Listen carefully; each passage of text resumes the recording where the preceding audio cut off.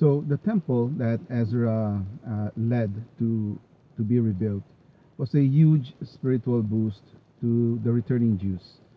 But without walls, the city was vulnerable and weak and in disgrace.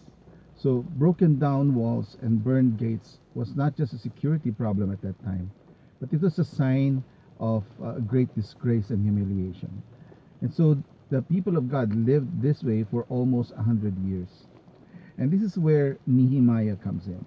The book of Nehemiah are is one of those less history lessons that would always bring about some kind of interest, because not only is the story of Nehemiah a great lesson on leadership, as we will see today, but it's also important for us that it will be relevant for us as a church, especially as I look into the staff, the leadership of FCAC, and how we are planning to have a leaders conference very soon. That we need to be guided by principles, godly leadership principles, and we can learn from Nehemiah. So now let's have a refresher course on Nehemiah.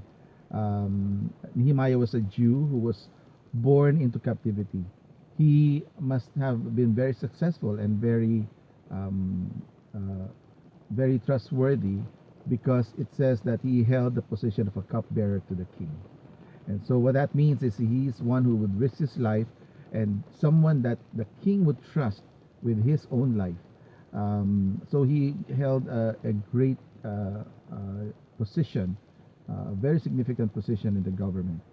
So um, what Nehemiah's task was, even though Nehemiah was born into captivity and raised in a foreign land, he was very clearly a very devout Jew, and he had a strong relationship with God, and he had a vibrant prayer life, and some of the principles, in fact, that we could learn from the story of the in the book of Nehemiah is that it teaches us some very important lessons about the amazing power of prayer.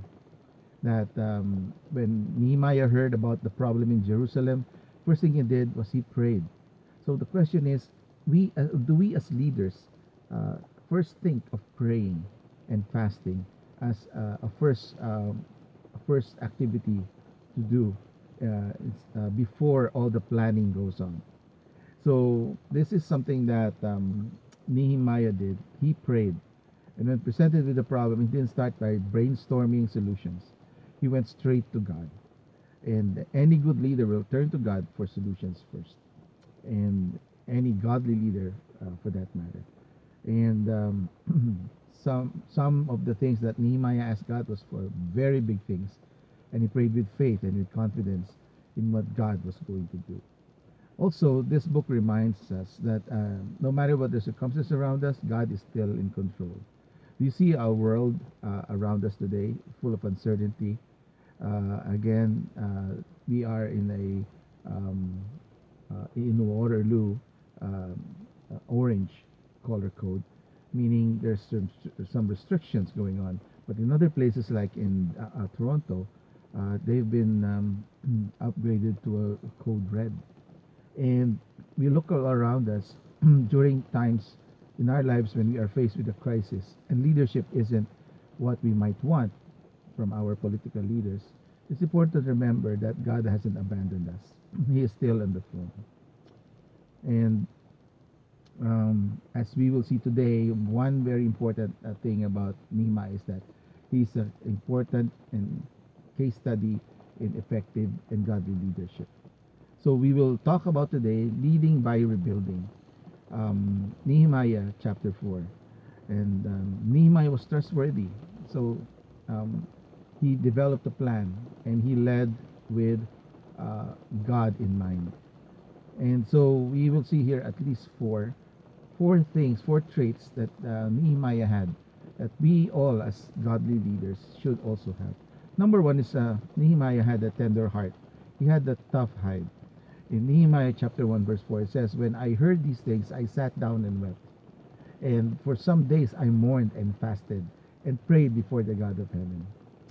So not only did Nehemiah prayed first and foremost, he also stationed some of the people behind the wall at the exposed places, posting them by families. So this is what we read about in verse 14. It says, "Do not be afraid of them."